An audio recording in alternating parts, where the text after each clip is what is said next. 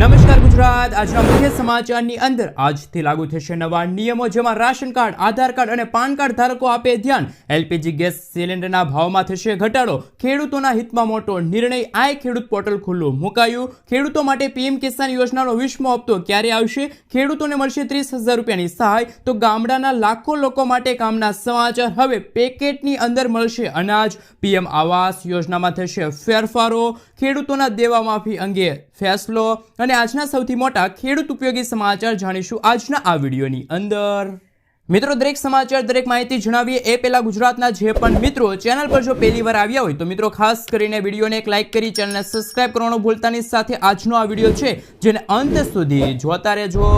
મિત્રો, અત્યારના તાજા સમાચાર વિશે વાત કરીએ તો 1 મે થી જ ઘણા મોટા ફેરફારો થવા જઈ રહ્યા છે, જેમની સીધી અસર તમારા ખિસ્સા પર પડશે। બેંક ખાતાથી લઈને એટીએમ વ્યવહારો અને રસોઈના ગેસના ભાવ સુધી બધું જ તેની સાથે જોડાયેલું છે।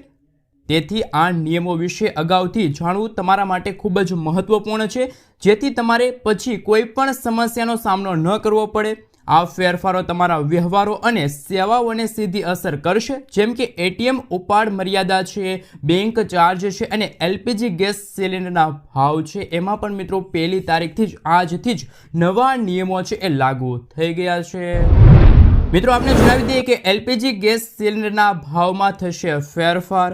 દર મહિનાની જેમ મે મહિનાના પહેલા દિવસે ઓઇલ માર્કેટિંગ કંપનીઓ એલપીજી ગેસના ભાવમાં સુધારો કરવાના છે। એલપીજી સિલિન્ડરના નવા દર 1 મેના રોજ જાહેર કરવામાં આવશે। નોંધનીય છે કે ગયા મહિનાની શરૂઆતમાં 19 કિલોગ્રામના એલપીજી સિલિન્ડરના ભાવમાં ઘટાડો કરવામાં આવ્યો હતો। જોકે ત્યારબાદ પહેલા જ અઠવાડિયામાં સરકારે એલપીજી ના ભાવમાં સામાન્ય લોકોને મોટો ઝટકો આપ્યો હતો અને 14 કિલોગ્રામના ઘરેલું ગેસ સિલિન્ડરના ભાવમાં 50 રૂપિયાનો વધારો કર્યો હતો। હવે જોવાનું એ રહે કે હવે 1 તારીખે શું એલપીજી ગેસ સિલિન્ડરના ભાવમાં શું ફેરફાર થશે, શું ભાવ ઘટશે? ત્યાર પછીના મિત્રો ફેરફાર વિશે વાત કરીએ તો એલપીજી ગેસ સિલિન્ડરના ભાવમાં ફેરફારની સાથે ઓઇલ માર્કેટિંગ કંપનીઓ દર મહિનાની 1 તારીખે હવાઈ ઇંધણ એટલે કે એર ટર્બાઇન ફ્યુલના ભાવમાં પણ ફેરફાર કરશે। એટીએફના નવા ભાવો છે એ મિત્રો વધી પણ શકે છે અને ઘટી પણ શકે છે। જો મિત્રો ભાવ વધશે તો તમારી મુસાફરીને પણ અસર કરશે। આ સાથે 1 મેના રોજ સીએનજી અને પીએનજીના ભાવમાં પણ ફેરફાર જોવા મળી શકે છે। મિત્રો, ત્યાર પછીના ફેરફાર વિશે વાત કરીએ તો 1 મેથી ગ્રામીણ બેંકોમાં મોટો ફેરફાર થઈ શકે છે। દરેક રાજ્યની તમામ ગ્રામીણ બેંકોને મર્જ કરીને એક મોટી બેંક બનાવવાની યોજના છે। આ કામ એક રાજ્ય એક આરઆરબી યોજના હેઠળ કરવામાં આવશે। આ ફેરફાર સૌપ્રથમ 11 રાજ્યોમાં જોવા મળશે, જેમાં પશ્ચિમ બંગાળ, આંધ્રપ્રદેશ, ઉત્તર પ્રદેશ, બિહાર, જમ્મુ કાશ્મીર, કર્ણાટક, ગુજરાત, મધ્યપ્રદેશ, ઓડિશા, રાજસ્થાન અને મધ્યપ્રદેશનો સમાવેશ થાય છે। ત્યાર પછી ગુજરાતના ખેડૂતો માટે કામના સમાચાર કે પીએમ કિસાન યોજનાનો 20મો હપ્તો ખેડૂતોના ખાતામાં ક્યારે આવશે? તો મિત્રો આપને જણાવી દઈએ કે અત્યાર સુધી કેન્દ્ર સરકાર દ્વારા 19 હપ્તા ખેડૂતોના ખાતામાં મોકલવામાં આવ્યા છે અને 19મો હપ્તો છે એ 24 ફેબ્રુઆરી 2025ના રોજ ખેડૂતોના ખાતામાં મોકલવામાં આવ્યો હતો અને હવે ગુજરાતના અને દેશના ખેડૂતો 20મા હપ્તાની આતુરતાથી રાહ જોઈને બેઠા છે। ત્યારે મિત્રો 20મો હપ્તો છે એ જૂન મહિનાની અંદર કેન્દ્ર સરકાર ખેડૂતોના ખાતામાં મોકલી શકશે। મિત્રો, હાલમાં મે મહિનો ચાલી રહ્યો છે અને મે મહિના પછી જૂન મહિનો આવશે અને જૂન મહિનાની અંદર ચોમાસું આવતું હોય છે અને ચોમાસા પહેલા એટલે કે વાવણી પહેલા સરકાર છે એ ખેડૂતોના ખાતામાં 20મો હપ્તો છે એ મોકલી શકે છે। સરકાર તરફથી હજુ કોઈ ઓફિશિયલી માહિતી આપવામાં આવી નથી, પરંતુ ટૂંક સમયની અંદર સરકાર દ્વારા જાહેરાત કરવામાં આવશે અને 20મા હપ્તાની તારીખ છે એ પણ જાહેર કરવામાં આવશે। પરંતુ આવતા મહિને ખેડૂતોના ખાતામાં 20મો હપ્તો છે એ કેન્દ્ર સરકાર તરફથી મોકલવામાં આવશે, એવી હાલમાં માહિતી છે એ મળી રહી છે। તો મિત્રો, અત્યાર સુધી તમને કેટલા હપ્તા મળ્યા છે નીચે ખાસ કરીને કોમેન્ટ કરીને જણાવી દેજો। ત્યાર પછી ગુજરાતના લાખો ગામડાના લોકોને થશે મોટો ફાયદો. ગુજરાતના મુખ્યમંત્રી ભૂપેન્દ્ર પટેલના નેતૃત્વમાં રાજ્ય સરકારના પાણી પુરવઠા વિભાગ દ્વારા ગુજરાતની અંદર શહેરી વિસ્તારની અંદર અને ગ્રામીણ વિસ્તારની અંદર દરેક લોકોને ઘરે પીવાનું શુદ્ધ પાણી મળે એ સુનિશ્ચિત કરવામાં આવ્યું છે. એમ છતાં પણ ગુજરાતના ઘણા બધા શહેરોની અંદર અને ગામની અંદર લોકોને પીવાનું પાણી મળતું નથી. ત્યારે ગુજરાત સરકાર દ્વારા ટોલ ફ્રી નંબર છે એ જાહેર કરવામાં આવ્યો છે. તમે ટોલ ફ્રી નંબર છે એ નોંધી શકો છો.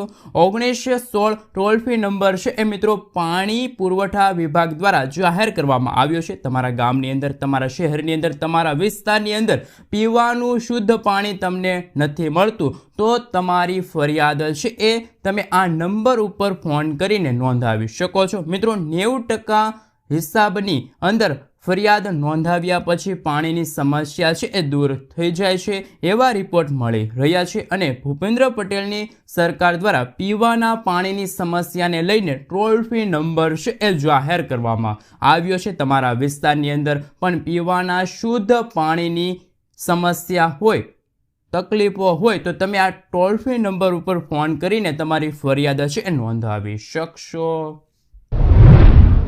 મિત્રો, આગલા સમાચાર વિશે વાત કરીએ તો હવે ખેડૂતોને મળશે 30,000 રૂપિયાની સહાય. સરકાર ખેડૂતોના હિતનું ખૂબ જ ધ્યાન રાખે છે.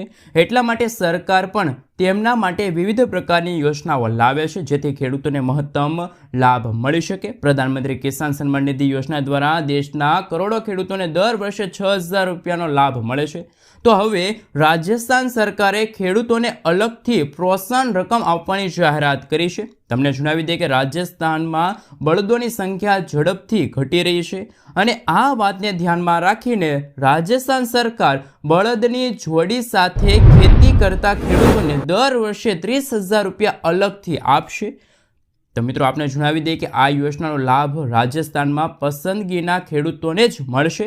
યોજનાનો લાભ મેળવવા માટે ખેડૂતો તેમની નજીકની ઈ-મિત્ર પર જઈ શકે છે અથવા તો તમે રાજ કિસાન સારથી પોર્ટલ દ્વારા અરજી કરી શકો છો. અરજી કર્યા પછી તમને ખાસ કરીને મિત્રો એક અરજીની રસીદ છે એ પણ મળવા પાત્ર રહેશે. જે રીતે મિત્રો રાજસ્થાન સરકારે એવી જાહેરાત કરી છે કે જે ખેડૂત મિત્રો રાજસ્થાનના છે ને રાજસ્થાનમાં ખેતી કરવા માગે છે અને એ બળદની ખેતીથી પોતાનું ગુજરાન ચલાવી શકે એમના માટે 30,000 રૂપિયાની આર્થિક સહાય છે પૂરી પાડવામાં આવશે.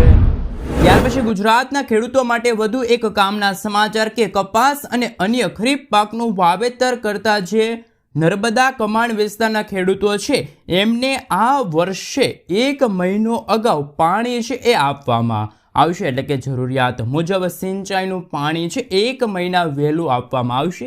એટલે કે 15 મે 2025થી પાણી છે એ સિંચાઈ માટે ખેડૂતોને આપવામાં આવશે.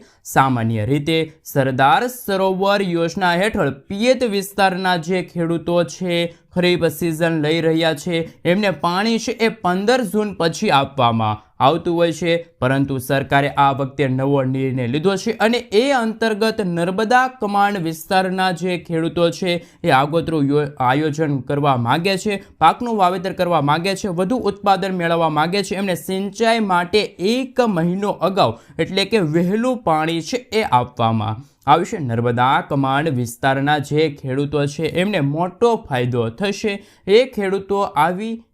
એવા ખેડૂતો માટે આવી ગઈ છે ખુશ ખબર. મિત્રો, આગળના સમાચાર વિશે વાત કરીએ તો હાલ ખૂબ જ અગત્યના સમાચાર. ગુજરાતના પ્રત્યેક ખેડૂતો ઉપર સરેરાશ કહી શકાય કે 56,000 રૂપિયાનું દેવું છે. માસિક આવક માત્ર ખેડૂતોની 12,000 રૂપિયા જોવા મળી રહી છે. આપને મિત્રો જણાવી દઈએ કે કેન્દ્ર અને રાજ્ય સરકાર ખેડૂતોની આવક ડબલ કરવાની વાતો કરે છે, પરંતુ કૃષિ પ્રધાન દેશમાં ખેડૂતો દેવાદાર બની ગયા છે.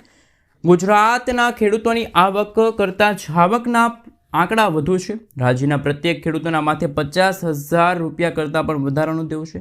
ગુજરાતના પ્રત્યેક ખેડૂતો ઉપર સરેરાશ 56,000 રૂપિયાનું દેવું છે. ગુજરાતના 42.5% ખેડૂતો દેવામાં ડૂબેલા છે. ગુજરાત કરતાં પણ ઓછું દેવું હોય તો એ છે ઉત્તર પ્રદેશના ખેડૂતો પર. કેન્દ્ર સરકાર દ્વારા સત્તાવાર આંકડા રજૂ કરવામાં આવ્યા છે. ગુજરાતના ખેડૂતોની પાકની આવક માત્ર 4,000 રૂપિયા છે, જ્યારે કુલ આવક 12,000 રૂપિયા નોંધાઈ છે. ખેડૂતોની આવક કરતાં જો આવકના આંકડા વધ્યા. સરકાર દ્વારા દાવો છે કે ગુજરાતના ખેડૂતોની આવક બમણી થઈ છે, પરંતુ હકીકત એવું નથી. ખેડૂતોની આવક કરતાં જો આવકના આંકડા ખૂબ જ વધ્યા છે. દેવાદાર બનેલા ખેડૂતો પોતાની જમીન વેચીને અન્ય વ્યવસાય ઉપર પરિવર્તિત થઈ રહ્યા છે.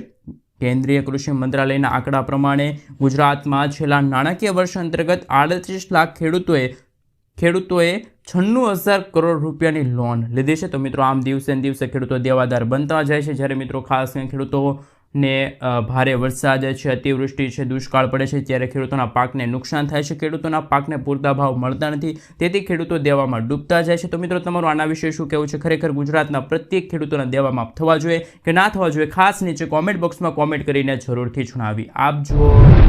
મિત્રો આગલા સમાચાર વિશે વાત કરીએ તો ખેડૂતો માટે આઈ ખેડૂત પોર્ટલ છે એ ખુલ્લું મૂકવામાં આવશે. વર્ષ 2025 અને 26 માટે ખેતીવાડીની ખાતાની વિવિધ સહાય યોજનાનો લાભ લેવા માટે નવીન આઈ ખેડૂત પોર્ટલ મિત્રો આગામી 15 તારીખથી ખેડૂતો માટે ઓનલાઈન મૂકવામાં આવશે. એટલે કે ખેડૂતો દ્વારા ઓનલાઈન અરજી કરવા માટે આ પોર્ટલ ખુલ્લું મૂકવામાં આવશે. નોંધણી થયા બાદ ઓનલાઈન અરજી કરી શકાશે. અરજી કરતા પહેલાં ખેડૂતોએ પોર્ટલ ઉપર નોંધણી કરવી ફરજિયાત છે, તેમજ નોંધણી કરવા માટે મોબાઈલ નંબર નાખવો ફરજિયાત રહેશે. તો મિત્રો ગુજરાતના પ્રત્યેક ખેડૂતો માટે 15 મે સુધી નવીન આઈ ખેડૂત પોર્ટલ છે એ ખુલ્લું મૂકવામાં આવશે. તો ખેડૂતો માટે પણ આ ખૂબ જ અગત્યના સમાચાર સામે આવી રહ્યા છે. મિત્રો આગલા સમાચાર વિશે વાત કરીએ તો પીએમ આવાસ યોજના વર્ષ 2025 અંતર્ગત સૌથી મોટા સમાચાર આવી રહ્યા છે. કેન્દ્ર સરકાર પીએમ આવાસ યોજના 2.0 શરૂ કરવા અંતર્ગત મહત્વના સમાચાર. આ યોજના દ્વારા કેન્દ્ર સરકાર દ્વારા આખા વર્ષની અંદર એટલે કે વર્ષ 2025ની અંદર આખા દેશમાં 1 કરોડ નવા આવાસો મકાનો બનાવવામાં આવશે અને એમની અંદર એક ઘર દીઠ ₹2,30,000 રૂપિયા મંજૂર કરવામાં આવે છે. એટલે કે તમે તમારું ઘર બનાવશો તો તમને ઘરની અંદર કેન્દ્ર સરકાર દ્વારા 2,30,000 રૂપિયાની સહાય કેન્દ્ર સરકાર દ્વારા આપવામાં આવશે. પ્રધાનમંત્રી આવાસ યોજના અર્બન 2.0 હેઠળ 1 કરોડ નવા મકાનો માટે ઓનલાઈન અરજીઓ શરૂ થઈ ગઈ છે. આ માટે તમે ઓનલાઈન અરજી કરી શકો છો. મિત્રો તમે તમારા ઘરે નવું ઘર બનાવવા માગો છો તો તમે જે ઓફિશિયલી વેબસાઇટ આપવામાં આવી છે pmayurban.government.in ની વેબસાઇટ પર જઈને ઓનલાઈન અરજી કરી શકો છો. જ્યારે ઓનલાઈન અરજી કરતી વખતે કયા કયા ડોક્યુમેન્ટની જરૂર પડશે તેમના વિશે વાત કરી લે તો અરજદાર અને પરિવારના સભ્યની આધાર કાર્ડની વિગતો, અરજદારનું સક્રિય બેંક ખાતું, આધાર બેંક ખાતા સાથે લિંક હોવો જોઈએ, આવક પ્રમાણપત્ર છે, જાતિ પ્રમાણપત્ર છે, જમીનના દસ્તાવેજો છે. આ તમામે તમામ પ્રકારના દસ્તાવેજો છે એ મિત્રો તમારે સાથે રાખવા પડશે. તો મિત્રો પીએમ આવાસ યોજના અંતર્ગત પણ સૌથી મોટા સમાચાર છે એ સામે આવી રહ્યા છે. મિત્રો આગલા સમાચાર વિશે વાત કરીએ તો હવે પેકેટની અંદર મળશે અનાજ. હવે ગુજરાતના 72.51 લાખ રાશન કાર્ડ ધારકો માટે આવી ગયા છે અગત્યના સમાચાર. હવે મિત્રો તમને પેકેટની અંદર અનાજ આપવામાં આવશે. મિત્રો ગ્રાહકો દ્વારા સરકારને ફરિયાદો કરવામાં આવતી હતી. ગ્રાહકોને એમના ભાગનું અનાજ મળે છે એમની અંદર મિલાવટ કરવામાં આવે છે, અથવા તો તેમનું અનાજ કોઈ બીજા વ્યક્તિને આપી દેવામાં આવે છે, અથવા તો એમને એમના ભાગનું અનાજ ઓછું આપવામાં આવે છે.